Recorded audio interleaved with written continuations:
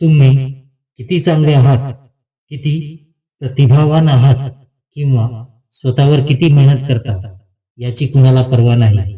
कारण आयुष्यात असे काही क्षण येतात जेव्हा गोष्टी तुमच्या मनासारख्या होत नाहीत. काही वेळा जे काही चुकीचं होऊ शकतं ते सगळं होतं. आयुष्य असंच असतं. अप्रत्यक्षित, नकोसं आणि कधी कधी अनावधानाने घडणार. आपण भावनिकरित्या जखमी होतो, आध्यात्मिकरित्या तुटतो. कदाचित आज तुमचा व्यवसाय तुटलेला असेल, कदाचित तुमचं हृदय तुटलेलं असेल, कदाचित तुमच्या बँक खात्यातील आकडा ओरडून सांगत असेल की तुम्ही आर्थिकदृष्ट्या कमकुवत आहात. हेच जीवन आहे. जीवनात सुख आणि दुःख हे दोन्ही येणारच. पण जो माणूस या दोन्ही परिस्थितीत स्थिर राहतो तोच खरा मजबूत असतो. तुम्ही शारीरिकरित्या तुटू शकता, मानसिकरित्या तुटू शकता, तुमचं हृदय तुटू शकतं, तुमचा आत्मा तुटू शकतो आणि या सगळ्या गोष्टी तुमच्यावर एक ठसा सोडतात. पण त्या ठशाचा अर्थ काय असेल? तो विजयाचा ठसा असेल की पराभवाचा, हे तुमच्यावर अवलंबून असतं. कारण अनेकदा तुटलेल्या अवस्थेतही टिकून राहिलं तरच आशीर्वाद मिळतो. तुम्ही काय सहन करता यावर तुमचं भविष्य ठरत नाही. तुम्ही कोणाचं ऐकता यावर ते ठरते. तुमच्या मनात दोन आवाज असतात. त्या दोन आवाजांच्या मध्ये एक आवाज आहे शहाणपणाचा, दुसरा आहे काळजीचा, एक आहे कृतज्ञतेचा, दुसरा आहे तक्रारीचा, एक आहे दोष देण्याचा आणि दुसरा आहे विश्वासाचा. कारण प्रत्येक वेळी तुम्ही तुटता, प्रत्येक प्रकारे तुटता. तो क्षण असतो हार मानण्याचा, कोसळण्याचा. पण त्याच क्षणी एक संधीही असते आणखी मजबूत होण्याची, आणखी शहाणे होण्याची, आणखी वेगवान होण्याची, आणखी कठीण परिस्थितीत टिकणारे होण्याची आणि स्थिर होण्याची, आणखी लवचिक होण्याची, आणखी चांगले होण्याची. तुम्ही कोणत्या आवाजाचं ऐकता हेच तुमचं भविष्य ठरवतं. म्हणून पुढे चालत राहण्याचं कारण शोधा. जर तुम्हाला पुढे चालत राहण्याचं कारण सापडलं तर मला माहित आहे की तुम्ही ते करू शकता. कारण तुम्ही मानव आहात आणि प्रत्येक माणसात इतकी ताकद असते की तो कोणत्याही परिस्थितीवर मात करू शकतो. पण जर त्याने ठरवलं तरच. मित्रांनो, दुःख आणि संकट प्रत्येकाच्या आयुष्यात येतात. पण शेवटी लढाईत टिकून राहणाराच खरा विजेता ठरतो.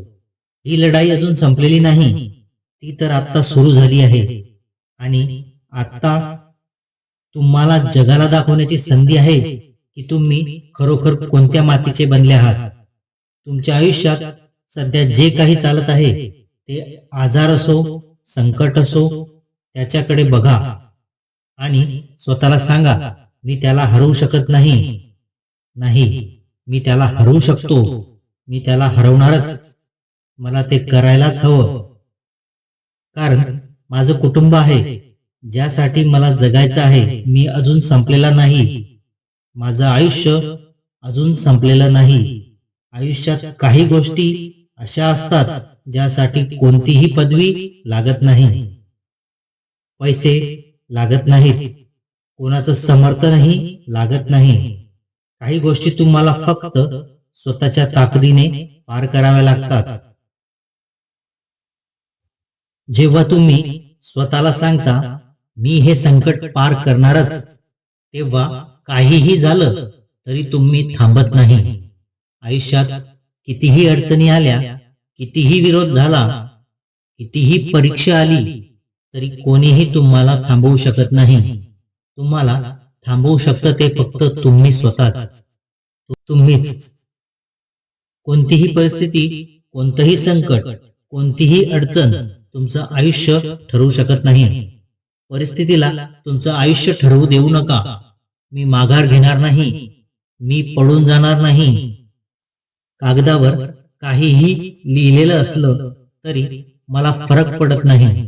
लोक काहीही म्हणत, आम्ही कमी असलो तरी चालेल. आम्ही ज्या तत्वांसाठी जगतो त्यासाठीच जगू आणि त्यासाठीच मरण पत्करू. आम्ही मागे हटणार नाही. आम्ही पडणार नाही. आम्ही ठाम उभे राहू. जगाला कळू दे की आम्ही कोण आहोत आणि कशासाठी उभे आहोत. माझ्या टिकून राहण्याची ताकद आहे. आज स्वतःला धीर द्या. तुमच्या आयुष्यात काहीही घडत असलं, तुम्ही कितीही वेळा अपयशी ठरलात तरी तुमच्या आत एक शक्ती आहे जी तुमच्या भोवती घडणाऱ्या कोणत्याही गोष्टीपेक्षा मोठी आहे. जर तुम्ही या लढाईतून लढत पुढे जाण्याची तयारी ठेवली, कॅन्सरशी लढा, शिक्षणातील अडचणींशी लढा, घटस्फोटाशी लढा, तुमच्या स्वप्नांसाठी लढा. गायन असो, बॉक्सिंग असो, फुटबॉल असो, कशासाठीही लढा. मी तुम्हाला सांगतो, या लढाईच्या शेवटी विजयच असणार आहे.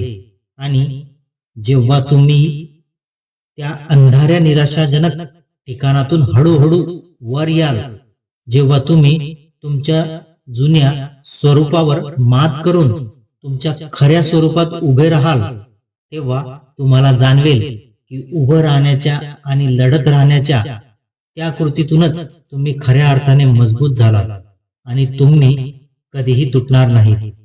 धन्यवाद.